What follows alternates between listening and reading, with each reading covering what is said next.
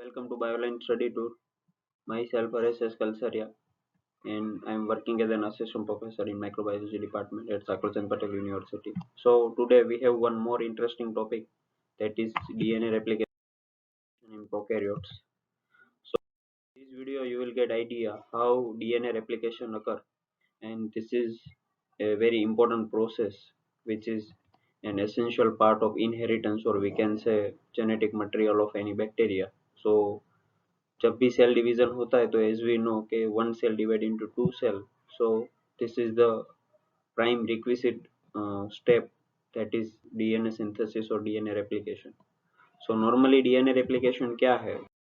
DNA replication में आप देख सकते हो कि यहाँ पे है कि DNA replication is the biological process of producing two identical replicas. तो आपके पास कोई एक डबल स्ट्रैंडेड डीएनए है तो आप उसको टू कॉपीज में कन्वर्ट करो, right, that is DNA replication. But यहाँ पे बैक्टीरिया के अंदर एक ऐसी मैकेनिज्म है जिसको हम बोलते हैं डीएनए रेप्लिकेशन मैकेनिज्म, जो ऐसी प्रोसेस है जो डीएनए जो उसके अंदर है उसको कॉपीज के अंदर वो कन्वर्ट करता है. तो जब भी एग्जिस्टिंग जेनेटिक मटेरियल है, एग्जिस्टिंग डीएनए, उसकी कॉपी बनानी है, उसकी रेप्लिका बनानी है, तो ये प्रोसेस काम आती है. तो ये प्रोसेस क्या है, उसके कितने स्टेप्स के, उसके अंदर कौन से एसेंशियल कंपोनेंट्स है, कैसे एंजाइम्स है जो रोल प्ले करते हैं और एक ओरिजिनल डीएनए को डबल कॉपी में या तो टू कॉपी में या तो टू रेप्लिका में कन्वर्ट करता है. So as I said earlier, it is the most essential part of biological inheritance. So normally there are three different steps of this process: initiation, elongation and termination. Right, तो one by one हम देखेंगे. हर एक steps के अंदर अलग अलग थोड़े थोड़े स्टेप्स है, वो हम देखेंगे और डायग्राम भी मैं साथ में आपको बताऊंगा कि वो कैसे वर्क होता है. तो right now I am explaining you DNA replication process in prokaryotes. So normally हमें पता है कि प्रोकैरियोट्स जो भी है, फॉर एग्जांपल इकोलाई को हम as a model organism consider करते हैं, तो कोई भी प्रोकैरियोट्स का एग्जांपल हो, नॉर्मली उसके अंदर जो जेनेटिक मटेरियल है वो कैसा है, डीएनए कैसा है, सर्कुलर है, राइट. फिर आपको थोड़ी एसेंशियल चीजें है वो याद रखनी है कि डीएनए रेप्लिकेशन है, हमें पता है कि नॉर्मली जो डीएनए का सेगमेंट्स है उसमें पूरा डीएनए का रेप्लिकेशन नहीं होता है, राइट. फॉर एग्जांपल हम सोचे कि पूरा डीएनए, उसके अंदर कोई छोटा सा सेगमेंट है, उसका भी रेप्लिकेशन हो रहा है, तो पूरा डीएनए खोलने की जरूरत नहीं है. बीच में से जहां से जो सेगमेंट्स का रेप्लिकेशन करना है, आप ध्यान से सुनिए कि पूरा जो डीएनए सेगमेंट्स है उसमें से अगर आपको कोई छोटे सा सेगमेंट का, दैट मीन्स बैक्टीरिया को अगर कोई छोटे सा बीच का सेगमेंट का रेप्लिकेशन करना है, तो हमें ये पता होना चाहिए कि कोई एक पॉइंट है वहां से डीएनए रेप्लिकेशन शुरू होगा और दूसरा जो पॉइंट है वहां पे डीएनए रेप्लिकेशन है वो टर्मिनेट होगा. तो आज वो हम देखेंगे कि डीएनए रेप्लिकेशन है वो कहाँ से इनिशिएट होगा और कहाँ पे टर्मिनेशन होगा. तो आपको याद रखना है कि जहां से इनिशिएट होगा उसको हम बोलते हैं origin of replication. Origin of replication अगर नहीं बोलना है तो हम बोल सकते हैं कि वो है ओरिसी रीजन, राइट. वो आपको याद रखना है, oriC, C capital, that is origin of replication. उसके साथ आपको ये भी याद रखना है कि two stranded, double stranded DNA, और हमें पता है कि जो टू डबल स्ट्रैंडेड डीएनए, तो डबल स्ट्रैंड्स है, टू स्ट्रैंड्स है, और ये दोनों स्ट्रैंड्स है वो एंटी पैरेलल है और दोनों एक दूसरे की कॉम्प्लीमेंट्री है. तो पहले हमें ये पता होना चाहिए कि डबल स्ट्रैंडेड डीएनए और उसकी अगर रेप्लिका जनरेट होगी तो वो रेप्लिका भी डबल स्ट्रैंडेड होगी. तो पहले जो ओरिजिनल वन है, पेरेंट डीएनए, उसको हमें ओपन करना पड़ेगा. तो टू स्ट्रैंड्स है उसको हमें सेपरेट करना होगा, तो वो सेपरेट होगी. और वो सेपरेट होने के बाद जो ऊपर वाली स्ट्रैंड है और नीचे वाली स्ट्रैंड है, डबल स्ट्रैंड है, उसको हमने कन्वर्ट कर दिया दो सिंगल स्ट्रैंड्स में. दैट मीन्स हमने नहीं, बट उसके अंदर जो एंजाइम है उसने. तो वो जो सिंगल स्ट्रैंड है वो एज ए टेम्पलेट काम करेगी.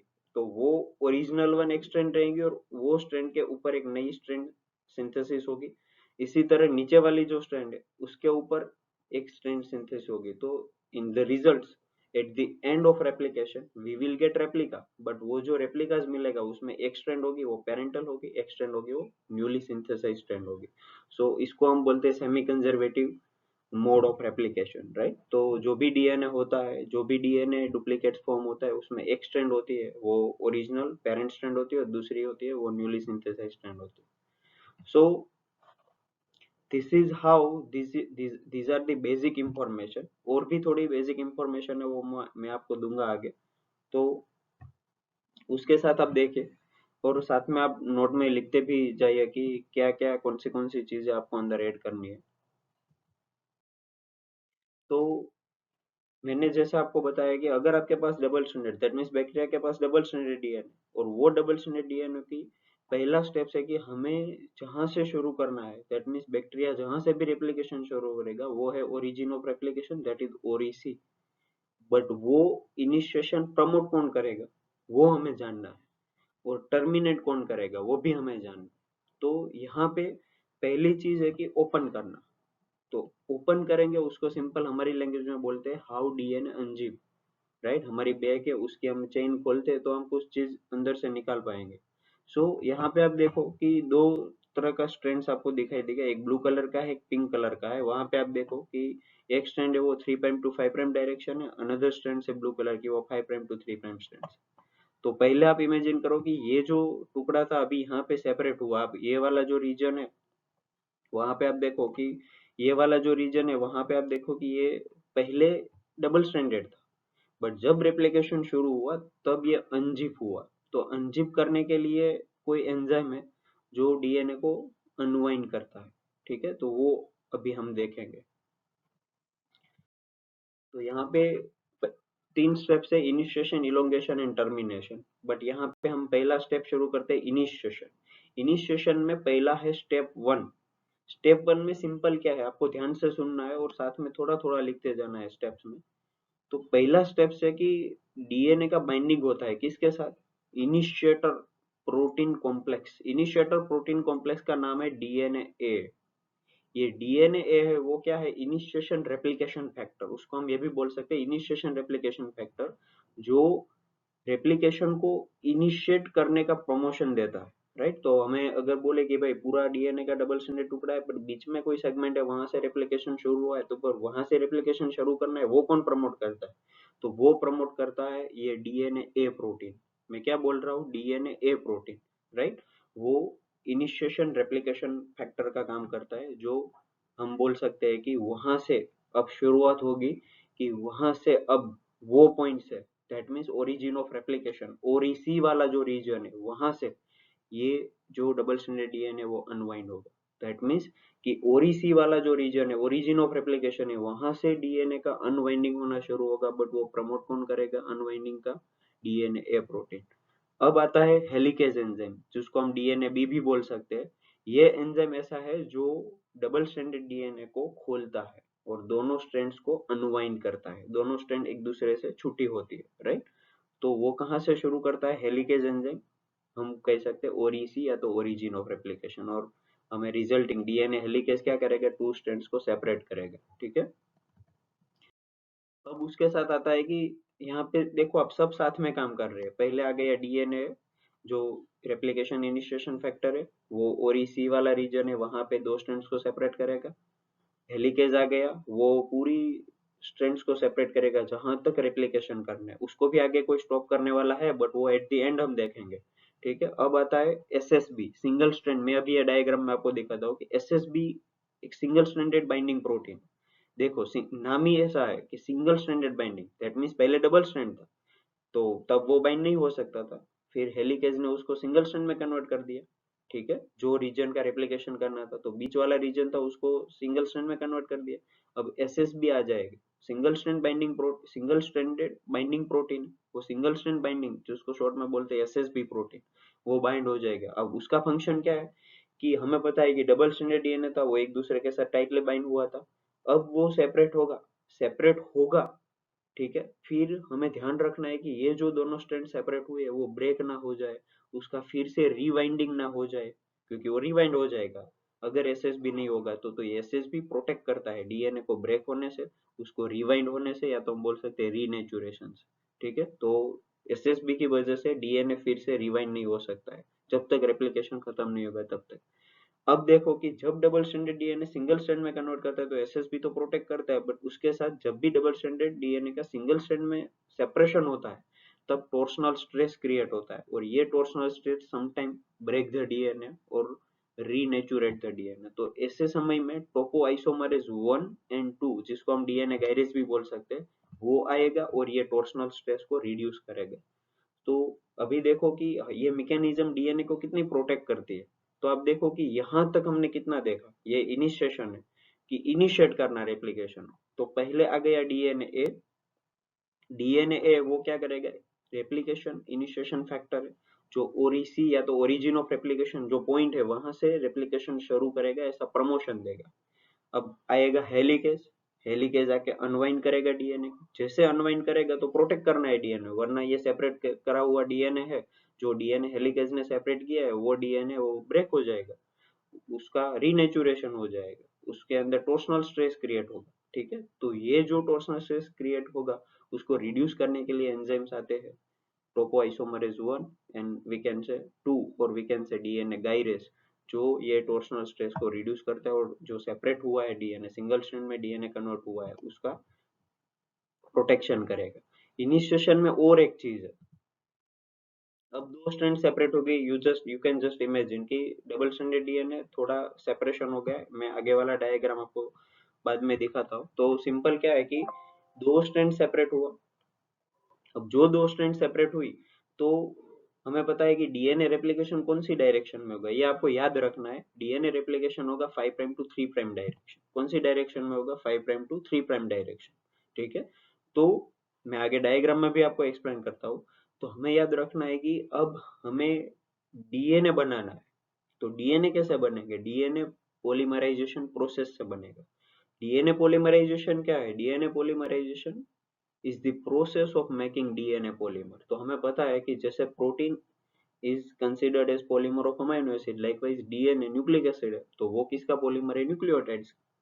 तो बहुत सारे ऐसे मोनोमर्स हो गए, न्यूक्लियोटाइड्स हो गए, जो एक दूसरे के साथ ज्वाइंट होकर पूरा पॉलीमर बनाएगा। तो मोनोमर एक दूसरे के साथ कनेक्ट होकर पूरा पॉलीमर बनेगा। तो ये पॉलीमर बनाने की जो प्रक्रिया है उसको हम पॉलीमराइजेशन कहते हैं। तो ये पॉलीमराइजेशन कौन कंडक्ट करता है, डीएनए पॉलीमरेज।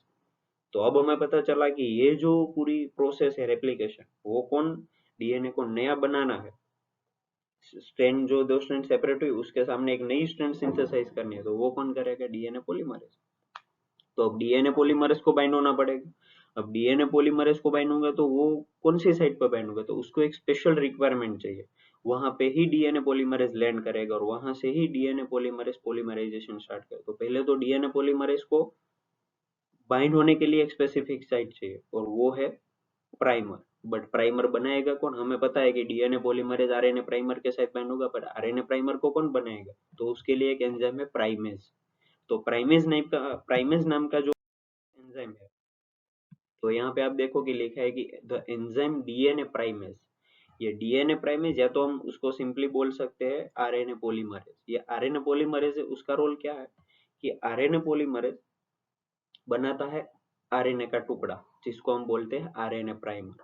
अब हमें पता है कि प्राइमर क्या है, तो RNA primer is the site, अब ध्यान से सुनना, RNA primer is the site where DNA polymerase can bind and can initiate और कैन स्टार्ट डीएनए रेप्लिकेशन और डीएनए पॉलीमराइजेशन। ठीक है, तो आपको कोई भी पूछे कि भाई डीएनए पॉलीमरेज कहाँ पे बाइंड होगा, स्पेशली आपको याद रखना है डीएनए पॉलीमरेज 3। ठीक है, डीएनए पॉलीमरेज 3 कहाँ पे बाइंड होगा, आरएनए प्राइमर के साथ। आरएनए प्राइमर कहाँ से आएगा, उसको बनाएगा प्राइमेज या तो आरएनए पॉलीमरेज नाम का एंजाइम। ठीक है, तो अब जहां से स्टार्ट करना है रेप्लिकेशन, डीएनए अनवाइंड हो गया, एसएस बाइंड हो गया, वो प्रोटेक्ट करेगा, टॉर्सनल स्ट्रेस रिड्यूस करेगा, अब सब ओके हो गया। अब आएगा डीएनए पॉलीमरेज पर, डीएनए पॉलीमरेज का पहले आएगा प्राइमेज एंजाइम आरएनए प्राइमर बनाएगा, और वो जो आरएनए प्राइमर है वहां पे आके डीएनए पॉलीमरेज बाइंड होगा। इतना कवर करना है इनिशिएशन के अंदर, यहाँ पर यहाँ तक इनिशिएशन होगा। अब आप इमेजिन करो कि डीएनए पॉलीमरेज आके बाइंड हो गया। ठीक है, अब उसको जो दो स्ट्रैंड सेपरेट हुई है वो दोनों स्ट्रैंड्स पे उसको नई स्ट्रैंड सिंथेसिस करनी है, तो वो रीड करता जाएगा, ओरिजिनल जो पेरेंट स्ट्रैंड है वहां पे न्यूक्लियोटाइड और उसकी कॉम्प्लीमेंट्री जो न्यूक्लियोटाइड है वो वहां पे ऐड करता जाएगा। So this is how we can say कि पॉलीमरेज इलोंगेट होगा। तो पूरा जो नया स्ट्रैंड सिंथेसिस होगा वो कैसे होगा, किस तरह का सिंथेसिस होगा, कंटिन्यूअस होगा, डिसकंटिन्यूअस होगा, वो स्टेप्स आएगा इलोंगेशन के अंदर। तो यहाँ पे यहाँ तक इनिशिएशन में लिखना है। अब हम जाते हैं इलोंगेशन। इलोंगेशन में क्या है, तो डीएनए पॉलीमरेज 3 एक्सटेंड होता है। कैसे एक्सटेंड होता है, तो हमें पता है कि DNA polymerase 3 require RNA primer where it can bind and it can initiate DNA replication. तो हमें पता है कि प्राइमेज ने आरएनए प्राइमर बना दिया, वहां पे डीएनए पॉलीमरेज जाके बाइंड हो गया। अब क्या करेगा, तो हमें पता है कि दो स्ट्रैंड्स है, दोनों स्ट्रैंड्स पे आरएनए प्राइमर है, वहां पे आके डीएनए पॉलीमरेज बाइंड हो गया, बट दोनों स्ट्रैंड्स पे अलग अलग तरीके से वो नया स्ट्रैंड सिंथेसिस करेगा। तो वो अलग अलग तरीका क्या है, तो वो अलग अलग तरीका है continuous synthesis and discontinuous synthesis.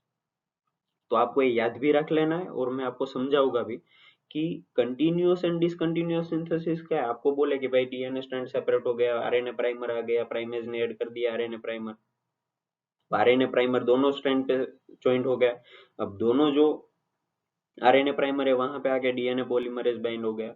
अब हमें यह भी पता है कि डीएनए पॉलीमरेज है वो 5 प्राइम टू 3 प्राइम डायरेक्शन में पॉलीमराइजेशन करेगा, बट द थिंग इज कि वो कौन सी प्रोसेस से और कैसे सिंथेसिस करेगा, तो उसके लिए दो प्रोसेस, एक है कंटिन्यूअस सिंथेसिस और एक है डिसकंटिन्यूअस सिंथेसिस।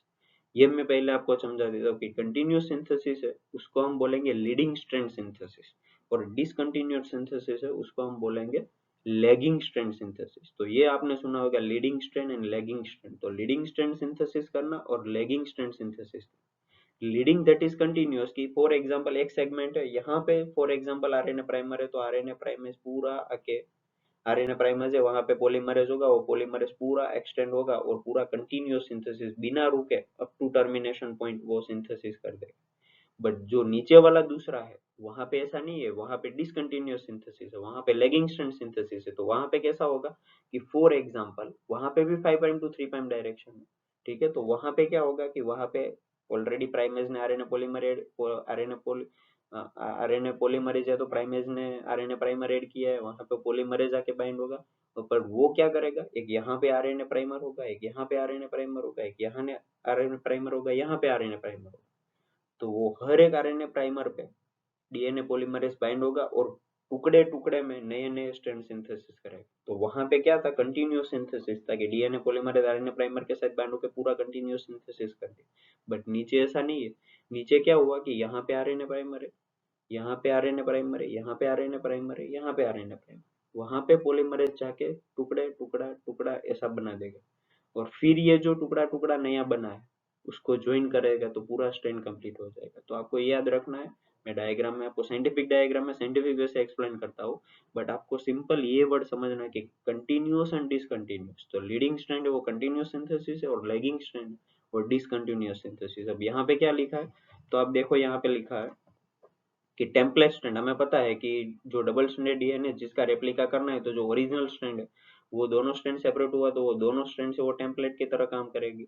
अब हमें ये भी पता है कि टेम्पलेट स्ट्रैंड से उसके ऊपर जो नई स्ट्रैंड सिंथेसिस होगी वो कौन सी डायरेक्शन में सिंथेसिस होगी, 5 प्राइम टू 3 प्राइम। इसलिए आपको कोई भी पूछे कि भाई डीएनए पॉलीमराइजेशन कौन सी डायरेक्शन में होता है, 5 प्राइम टू 3 प्राइम डायरेक्शन।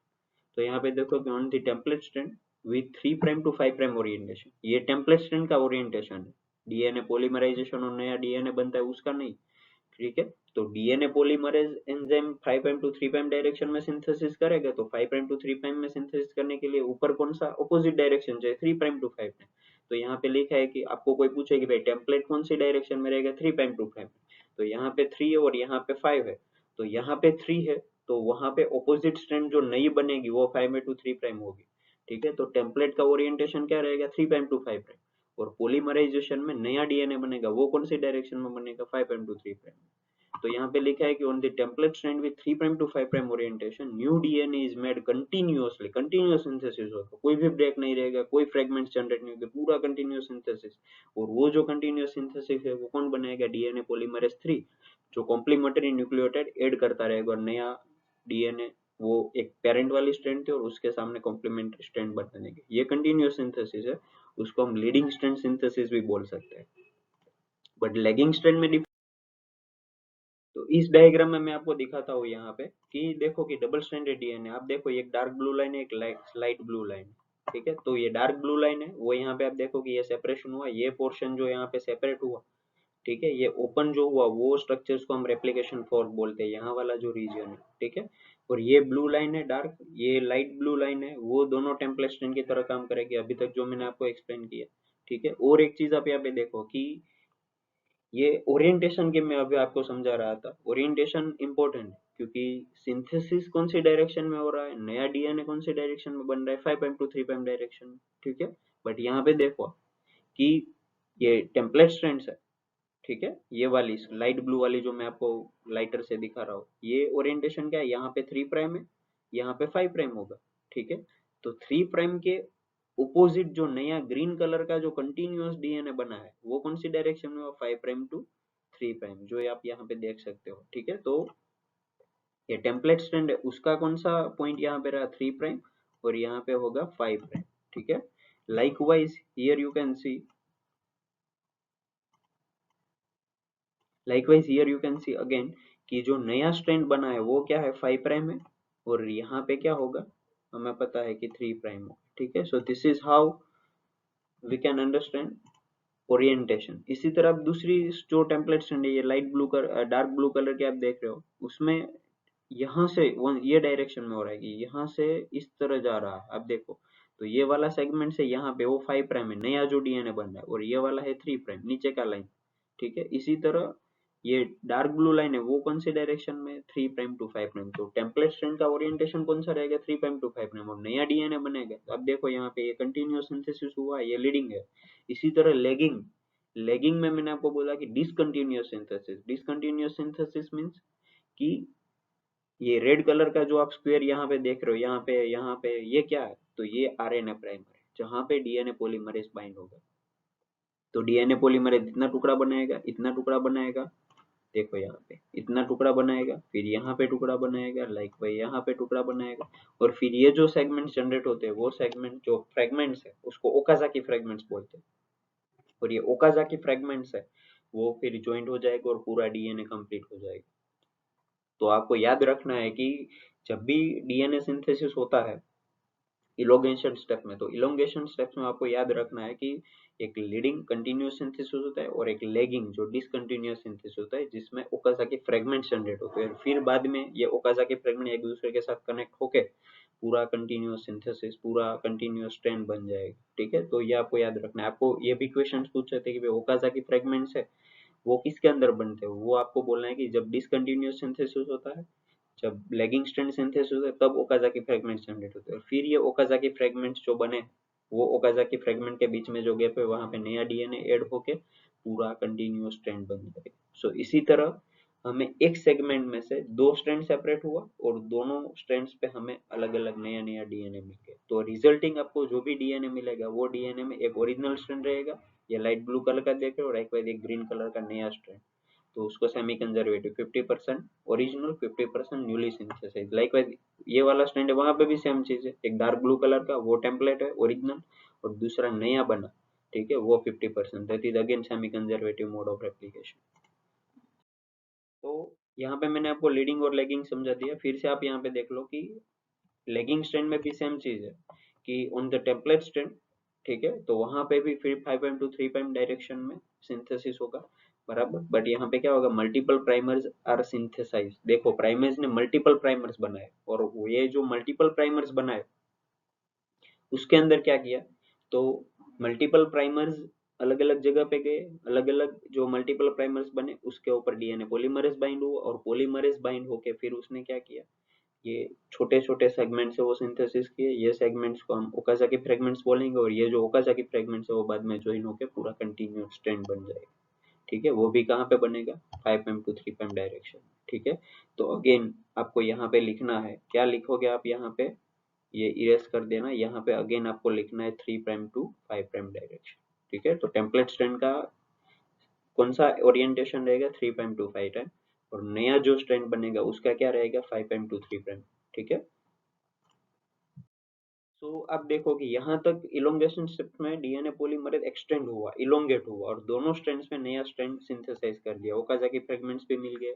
तो ओकाजाकी फ्रेगमेंट से वो कौन से सिंथेसिस में मिला, डिसकंटिन्यूअस सिंथेसिस। अब ये जो फ्रेगमेंट्स है वो ज्वाइंट हो गए, वो कैसे ज्वाइंट हो गए, तो वो अभी आपको बताएंगे कि जो गैप है उसकी, वो गैप में नया डीएनए ऐड होगा, जो कॉम्प्लीमेंट्री न्यूक्लियोटाइड जो ऐड होंगे, और पूरा स्ट्रैंड कंप्लीट हो जाएगा। अब देखो यहाँ पे ये एक डायग्राम है, वो डायग्राम में आप देख सकते हो कि ये वाला जो रीजन है, ये वाला रीजन मैं आपको लाइटर से बताऊँ, ये वाला जो रीजन है वो डबल स्ट्रैंडेड है। यहाँ पे सेपरेशन हुआ यहाँ पे, ये जो ब्लैक कलर का आप डॉट देख रहे हो यहाँ पे टेट्राड्स जैसा, वो एसएसबी है, सिंगल स्ट्रैंडेड बाइंडिंग प्रोटीन। ठीक है, फिर टोपोआइसोमरेज आएगा, गायरेज आएगा, जो डीएनए को रिलीव करता है, उसका टॉर्शनल स्ट्रेस है वो रिड्यूस करेगा। ठीक है, जो स्ट्रैंड सेपरेट हुई है उसको ब्रेक नहीं होने देगा, उसको रिलैक्स रखेगा। ये सब चीजें हमने आगे डिस्कस की है। अब सिर्फ आपको कलरफुल डायग्राम इसीलिए दिखा रहा हूँ कि आपको पता चले कि यहाँ पे लीडिंग स्ट्रैंड है ऊपर वाला, वहां पे कंटिन्यूअस सिंथेसिस होता है। ठीक है, और यहाँ पे देखो कि डिसकंटिन्यूअस सिंथेसिस, एक ग्रीन कलर का, एक रेड कलर, ग्रीन कलर का, एक रेड कलर का। तो ये जो डिसकंटिन्यूअस फ्रेगमेंट्स है उसको हम ओकाजाकी फ्रेगमेंट्स बोलेंगे, और वो ज्वाइन होकर एक पूरा कंटिन्यूअस ट्रेंड बन जाएगा। ठीक है, so this is how we can understand how leading and lagging strand synthesis occur in case of elongation of replication. अब स्टेप 5 आता है, उसमें क्या होता है, तो आप देखो कि आफ्टर डीएनए सिंथेसिस, तो डीएनए सिंथेसिस कर दिया कंटिन्यूअस डिसकंटिन्यूअस। अब ये डीएनए पॉलीमरेज 3 ने किया। ठीक है, अब डीएनए पॉलीमरेज 1 आएगा, और डीएनए पॉलीमरेज 1 का रोल क्या है कि उसकी एक्टिविटी आपको पूछेगी भाई what is the activity of DNA polymerase 3, तो हम बोलेंगे कि 5 prime to 3 prime DNA polymerization activity. अब बोलेंगे what is the role of DNA polymerase 1, तो आपको बोलना है कि 5 prime to 3 prime exonuclease activity कि दैट रिमूव द प्राइमर। अब डीएनए बन गया, प्राइमर को रिमूव करने, क्योंकि प्राइमर रिमूव होगा तो डीएनए पॉलीमरेज रिमूव होगा ना, क्योंकि वहां पे रखने की कोई जरूरत नहीं है। तो आरएनए प्राइमर हम रिमूव कर देंगे। तो वो रिमूव कैसे करेंगे, with the help of DNA polymerase 1। और जब आरएनए प्राइमर को रिमूव करेंगे तो वहां पे गैप क्रिएट होगा, और वो जो गैप होगा वो गैप को फिल करना है with the help of new DNA, पूरा कंटिन्यूअस न्यूली सिंथेसाइज्ड डीएनए बन जाएगा। तो आरएनए प्राइमर को रिमूव कर दिया, डीएनए पॉलीमरेज 3 रिमूव हो गया, वो किसने रिमूव किया, हम बोल सकते हैं डीएनए पॉलीमरेज 1। अब फाइनली हम बोल सकते हैं कि ये जो डीएनए फ्रेगमेंट्स है वो, ठीक है, जो नए न्यूक्लियोटाइड जेड की है, अब हम बोलेंगे कि ये जो फ्रेगमेंट्स है उसको ज्वाइन कौन करेगा, तो ज्वाइन करने का काम किसका है, लाइगेशन का काम किसका है, डीएनए लाइगेज का। तो डीएनए लाइगेज क्या करता है, DNA ligase join the end of DNA fragments together, and this is how we can understand two strand synthesis on two different templates, right. अब लास्ट आता है टर्मिनेशन, जो मैंने आगे आपको बताया कि भाई अनवाइंडिंग करने का प्रमोशन कौन करता है, डीएनए रेप्लिकेशन का इनिशिएशन करना है, डीएनए रेप्लिकेशन की शुरुआत करनी है, वो कौन इनिशिएट करेगा, तो हमें पता चला कि डीएनए ए जो रेप्लिकेशन इनिशिएशन फैक्टर है या तो इनिशिएटिंग प्रोटीन है, ऐसा हम बोल सकते हैं। ठीक है, सो लाइकवाइज डीएनए हेलिकेज है, वो स्ट्रैंड्स को सेपरेट करता ही जाएगा, वैसे तो पूरा डीएनए ओपन हो जाएगा और डीएनए पॉलीमरेज थक जाएगा। तो वो केस में कोई एक रीजन पे ये हेलिकेज को स्टॉप करना है। हेलिकेज को स्टॉप करेंगे तो क्या होगा कि ये जो सिंगल स्ट्रैंड सेपरेशन हो रहा है वो बंद हो जाएगा। ठीक है, तो वो कौन करता है, तो यहाँ पे पहले आप ये देखो कि यहाँ पे डीएनए बी नाम का एक प्रोटीन है, उसको हम क्या बोलते हैं, हम बोल सकते हैं कि भाई डीएनए हेलिकेज। तो डीएनए बी उसको हेलिकेज बोलेंगे। ये हेलिकेज का काम हमने डिस्कस किया कि टू स्ट्रैंड्स को सेपरेट करना। तो उसके लिए यहाँ पे देखो लिखा है कि around this region there are several terminator site. हमें पता है कि जैसे इनिशिएशन साइट है ओरिसी या तो ओरिजिन ऑफ रेप्लिकेशन, जिसको डीएनए ए इनिशिएट करता है अनवाइंडिंग होने का, और वहां पे डीएनए हेलिकेज अपना काम करता है। इसी तरह एक टस जीन नाम का प्रोडक्ट है, राइट, टस जीन है, उसका जो प्रोडक्ट है वो एक ऐसा इनहिबिटर मॉलिक्यूल बनाता है जो डीएनए बी या तो हेलिकेज को स्टॉप करता है। तो आपको कोई बोले कि भाई ये तो पूरा कंटिन्यूअस डीएनए हेलिकेज स्ट्रैंड को सेपरेट करता ही जाएगा, तो उसको कौन स्टॉप करेगा, तो उसको स्टॉप कौन करेगा, तो उसको स्टॉप करने वाला है टस जीन का प्रोडक्ट। और ये टस जीन का जो प्रोडक्ट है वो इनहिबिटर है, और किसका इनहिबिटर है, डीएनए बी या तो हेलिकेज का। और डीएनए हेलिकेज वहां पे रुक जाएगा, उसका इनहिबिशन हो जाएगा और आगे स्ट्रैंड सेपरेट नहीं होगा। तो जहां तक सेपरेट होगा उतना ही रीजन का रेप्लिकेशन होगा और नई रेप्लिकास प्रोड्यूस होगी, राइट। तो this is how replication work. अब लास्ट में क्या आता है कि वंस रेप्लिकेशन इज कंप्लीट, ये जो दो डबल स्ट्रैंड्स हमें मिली, ठीक है, जिसमें एक स्ट्रैंड थी पेरेंटल, एक थी, एक न्यूली सिंथेसाइज थी। अब वहां पे आता है टोपोआइसोमरेज 2, और ये जो नया स्ट्रैंड्स बना है वो स्ट्रैंड्स को वहां से कट करता है and to unlink this molecule. जो ओरिजिनल वन है वहां से सेपरेट करता है, और वो सेपरेट करने का काम किसका है, टोपो आइसोमरेज 2। आगे था टोपो आइसोमरेज 1, या तो हम गायरेस बोल सकते हैं। यहाँ पे लिखा है topoisomerase 2 make double strands cut to unlink this molecule. तो जो नया डीएनए बना है उसको वहां से कट करके हम बोल सकते हैं कि ओरिजिनल वन जो एग्जिस्टिंग था वहां से एक नया डीएनए बना। ठीक है, so this is how we can understand initiation, elongation and termination in replication in prokaryotes. अब इसके साथ मैंने यहाँ पे एक टेबल दिया है, ऑलरेडी मैंने डिस्कस किया है, बट ये आपकी नोट्स बनाने के लिए काम आएगा। डीएनए पॉलीमरेज 1 का रोल क्या है, DNA polymerase 2, DNA polymerase 3, likewise helicase का रोल क्या है, ऑलरेडी डिस्कस किया है, तो अभी मैं रिपीट नहीं कर रहा हूँ। राइट, उसके साथ लाइगेज क्या है, प्राइमेज क्या है, स्लाइडिंग क्लेम क्या है, ठीक है, टोपो आइसोमरेज क्या है, एसएसबी का रोल क्या है, ये सब मैंने यहाँ पे भी लिखा है और आगे भी मैंने बोला है वीडियो में। सो यहाँ पे मैंने एक शॉर्ट नोट दिया है, आप देख सकते हो अलग अलग पॉइंट्स है, वहाँ पे आप एक शॉर्ट में कैसे याद रखते हैं, रिवीजन करते हैं, वो आप यहाँ पे देख सकते हो, अपनी नोट में बना सकते हो। तो इसके साथ और एक चीज मैं आपको कहना चाहूंगा कि I can get support from you, maximum share my channel with your friends, with your colleagues, so it will be helpful to me, and you can also share on your social media, so I can get continuous support from your side, and I can prepare as much as possible many video on this type of interesting topics. So thank you very much. If you have any suggestion, you can type it in inbox, as well as you can contact me on my given mail id.